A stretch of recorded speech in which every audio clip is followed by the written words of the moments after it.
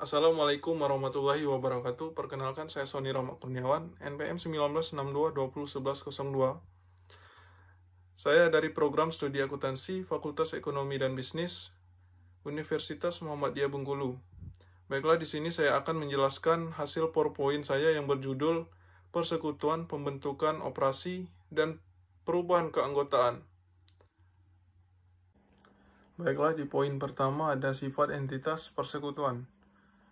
Bentuk persekutuan usaha memiliki beberapa elemen unik karena status legal dan akuntansinya. Bagian berikut menggambarkan karakteristik utama yang membedakan bentuk organisasi dari persekutuan. Yang pertama, regulasi hukum persekutuan. Akuntan yang bekerja untuk persekutuan harus memahami hukum atau undang-undang terkait dengan persekutuan. Kitab Undang-Undang, Hukum Perdata, KUH PER, dan Kitab Undang-Undang Hukum Dagang, KUHD. Indonesia tertera definisi hak dan tanggung jawab sekutu atau partner dengan sekutu yang lain dan kreditor dari persekutuan. Yang kedua, definisi persekutuan. Pada KUHP per bab 8, bagian 1 pasal 1618 menyatakan bahwa persekutuan atau perseroan adalah perjanjian antara pihak atau lebih yang setuju dan menginvestasikan sesuatu ke dalam usaha agar memperoleh keuntungan dari persekutuan itu bagi di antara mereka. Definisi ini dapat dibagi menjadi 3 faktor yang berbeda. Yang pertama, ada asosiasi 2 orang atau lebih. Yang kedua, untuk menginvestasi sesuatu. Yang ketiga, usaha untuk mencari keuntungan.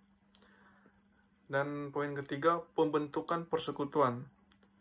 Kesepakatan untuk mendirikan sebuah persekutuan bisa bersifat informal, seperti orang yang berjabat tangan, atau bisa bersifat formal di atas kertas yang disebut Akta Pendirian Persekutuan. Perjanjian persekutuan harus mencakup hal-hal sebagai berikut. Yang pertama, nama dari persekutuan. Yang kedua, jenis usaha yang akan dijalani. Yang ketiga, kontribusi modal awal dari masing-masing sekutu. Yang keempat, spesifikasi lengkap tentang distribusi keuntungan dan kerugian. Yang kelima, prosedur yang digunakan dalam perubahan persekutuan. Dan yang keenam, aspek lain yang ditentukan oleh para sekutu. Kemudian yang keempat, karakteristik utama lainnya dari persekutuan. Karakteristik utama lain dari persekutuan terkait dengan pembentukan dan operasi persekutuan yang terdapat pada KUH PER dan KUHD. Selain itu disajikan bab 16 dari KUH PER dan KUHD terkait dengan pembubaran dan likuidasi persekutuan. Yang pertama, perjanjian persekutuan. Yang kedua, persekutuan sebagai entitas terpisah. Yang ketiga, sekutu adalah agen persekutuan. Yang keempat, kewajiban sekutu adalah kewajiban bersama. Dan kelima, hak kewajiban sekutu. Dan keenam, kepentingan sekutu yang dapat dialihkan dalam persekutuan. Dan ketujuh, pengunduran diri sekutu. Poin kelima, jenis-jenis persekutuan.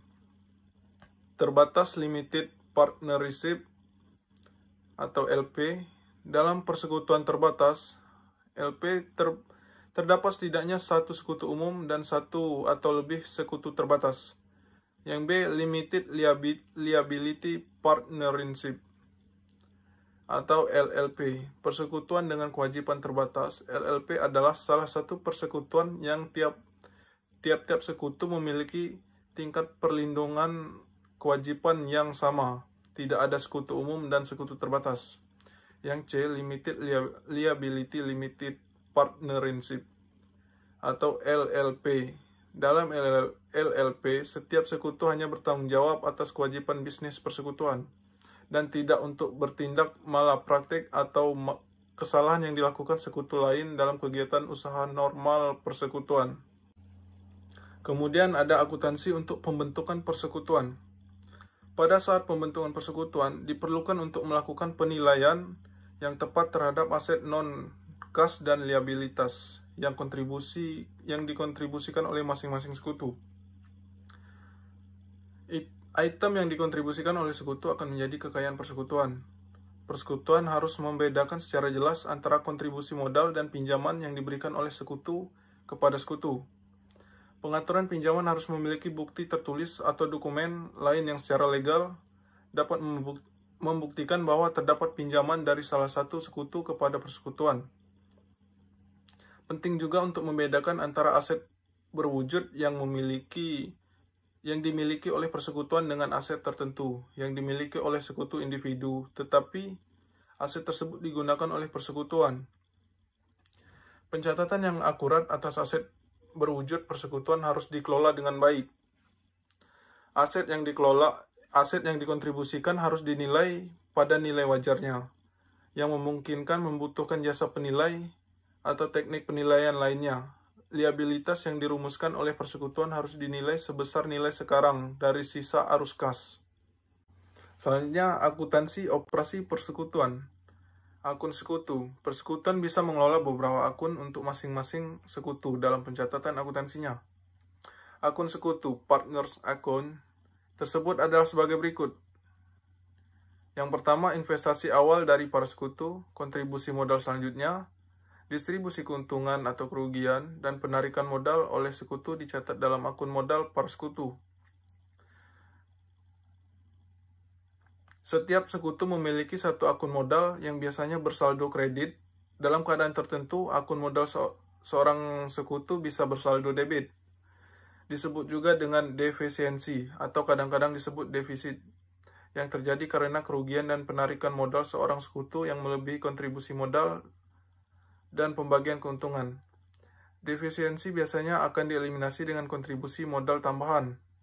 Saldo dalam akun modal mencerminkan bagian aset neto seorang sekutu dalam persekutuan. Yang kedua, akun privat atau penarikan. Para sekutu biasanya melakukan penarikan aset dari persekutuan sepanjang tahun untuk antisipasi keuntungan. Akun penarikan yang terpisah terkadang digunakan untuk mencatat penarikan periodik dan kemudian ditutup ke akun modal sekutu pada akhir periode. Yang ketiga, akun pinjaman. Pinjaman antara seorang sekutu dan persekutuan harus dilengkapi dengan dokumen pinjaman yang memadai, seperti surat perjanjian utang atau promise note. Pinjaman dari sekutu ditunjuk sebagai utang dan pembukuan persekutuan, sama seperti utang lainnya. Tanpa semua sekutu menyetujui, persekutuan diwajibkan untuk membayar bunga pinjaman kepada sekutu yang meminjamkan. Selanjutnya, mengalokasikan laba atau rugi ke para sekutu. Mengalokasikan laba atau rugi ke para sekutu. Laba atau rugi dialokasikan ke para sekutu pada setiap akhir periode sesuai perjanjian.